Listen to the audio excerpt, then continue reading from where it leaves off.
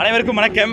இன்றைய தினம் டிஒபி சார்பாக தமிழ்நாடு முழுவதும் ஒன்றிய அரசின் அறிவிப்புக்கு எதிராக போராட்டம் பண்ணிட்டுருக்கோம். ஒன்றிய அரசு பார்த்தீங்கன்னா கடந்த 26ஆம் தேதி ரயில்வே துறையில் 30,000 காலி பணியிடங்களை காலி பண்ணியிருக்காங்க. ஏற்கனவே பார்த்தீங்கன்னா ரயில்வே என்பது தனியாருக்கு என்பது விற்கப்பட்டிருக்குது. அப்படி இருக்கும்போதில் வேலை வாய்ப்பை முழுக்க மறுத்திருக்காங்க. இன்றைக்கி ரயில்வே துறையில் பைலட் கம்மியாக இருக்காங்க, அதே மாதிரி ட்ராக் செக்கிங் கம்மியாக இருக்கனால பல்வேறு விபத்துகள் ஏற்படுது. அந்த மாதிரி சூழ்நிலையில் ரயில்வேயில் ஒரு 30,000 காலி பணியிடங்களை காலி பண்ணது என்பது ஒட்டுமொத்த ரயில்வே துறையும் அளிக்கக்கூடிய நிலைமையாக இருக்குது. ஒன்று. ரெண்டாவது பார்த்தீங்கன்னா படித்த பட்டதாரிகள் ஏகப்பட்ட பேர் இந்தியாவில் இருக்காங்க. ஆண்டுக்கு 2 கோடி பேருக்கு வேலை வாய்ப்பு தரணும்னு சொல்லக்கூடிய நரேந்திர மோடி அவர்கள் 30,000 காலி பணியிடங்களை காலி பண்ணியிருக்காரு. இதை கண்டித்து இந்திய ஜனநாயக வாழ்வு சங்கம் தமிழ்நாடு முழுக்க போராட்டம் பண்ணிருக்கோம். உடனடியாக ஒன்றிய அரசாங்கம் 30,000 காலி பணியிடங்களை உடனடியாக நிரப்பணும்.